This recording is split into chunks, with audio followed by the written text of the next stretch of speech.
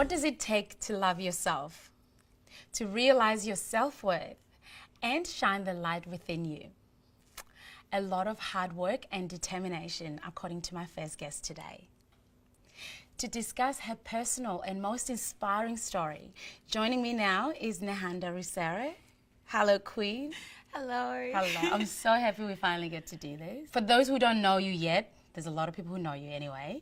Tell us who you are and what you do. So I am a young Zimbabwean-born woman based in Melbourne who went on a journey of self-exploration and discovered a lot of gifts, and now I have completely transformed my life. I'm a dancer, a healer, a writer, and a model, and my purpose is really to help other women reach this place of self-love and embodiment and just juiciness. Juiciness, girl, juicy. I love that. But you know, like, I remember when I first saw you perform, you spoke so easily about yourself, about your story, and the confidence, and you know, you lit up the room.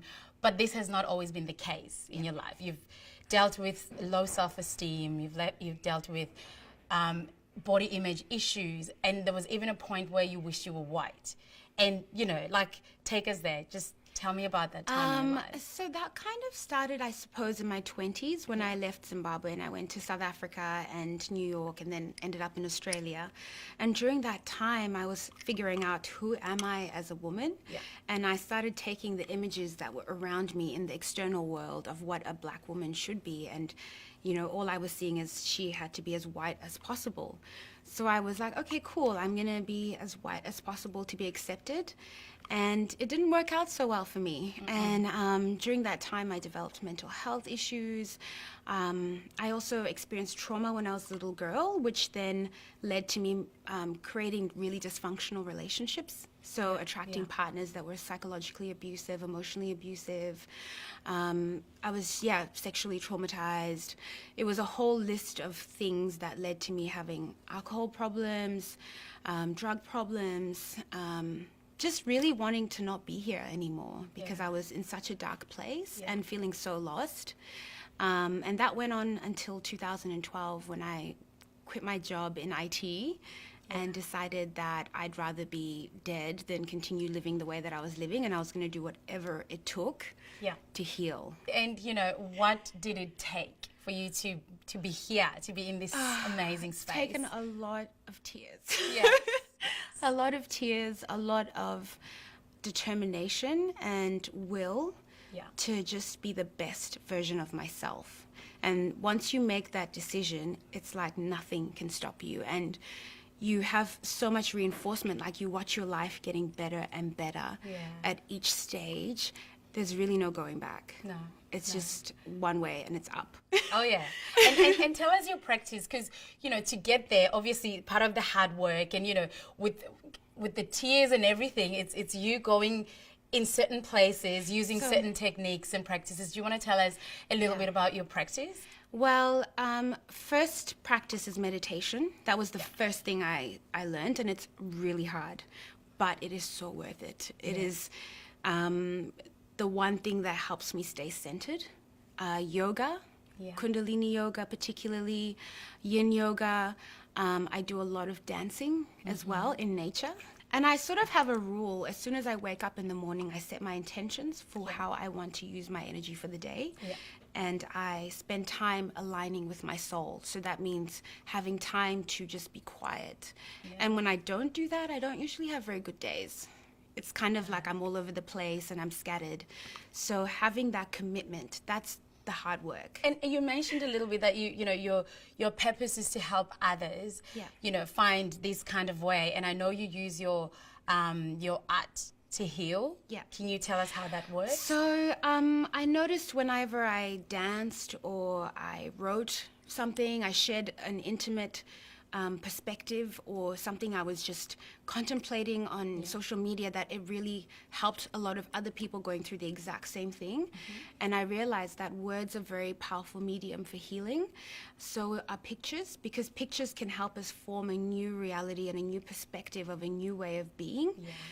So I use my modeling as ceremony. So I do ceremony before I do a photo shoot, and I have intention of what kind of aspect of the feminine do I want to portray in this, and how can this heal other people? Yeah. And then it just comes through me.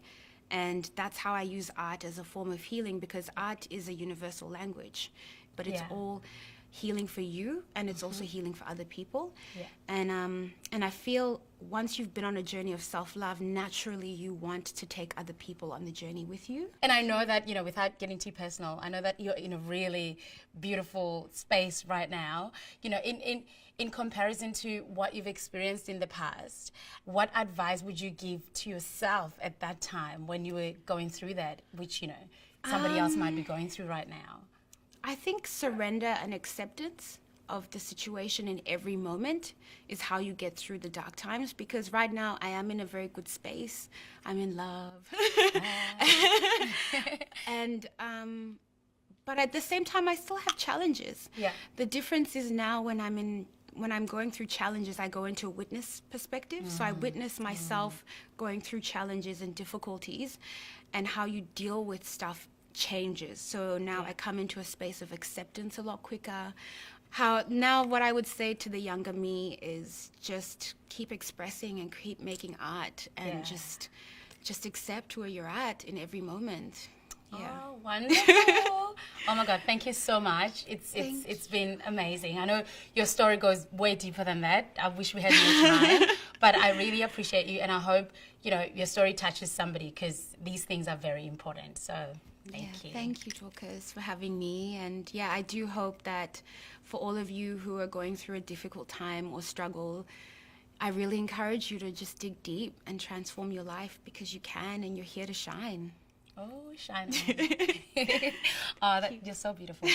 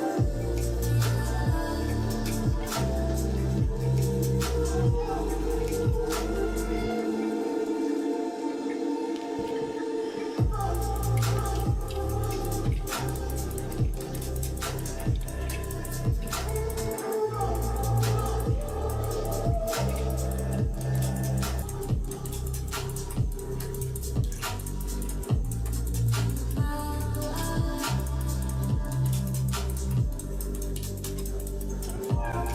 That was amazing. Thank you so much for performing. Do you want to tell us about the piece that you just did? Yeah, I did that piece recently when I was going through quite a dark place the last month. Yeah. Coming back from Bali to Melbourne, and then having to face some inner child stuff that I was healing, so I could be more in my playfulness. And just that piece is about the part of us that is this shadow dancer. Yes. That is the negative part that tries to bring us down. Yeah. The inner darkness sometimes. And yeah, that piece is about returning back to the innocence and facing that, and not being afraid of that part of us. Yeah. Yeah. Yeah. Beautiful. Oh my goodness. I feel so blessed that you came here and performed for us. So thank you so much. Thank you. And for now, we're going to go out to the streets of Melbourne and see what's happening.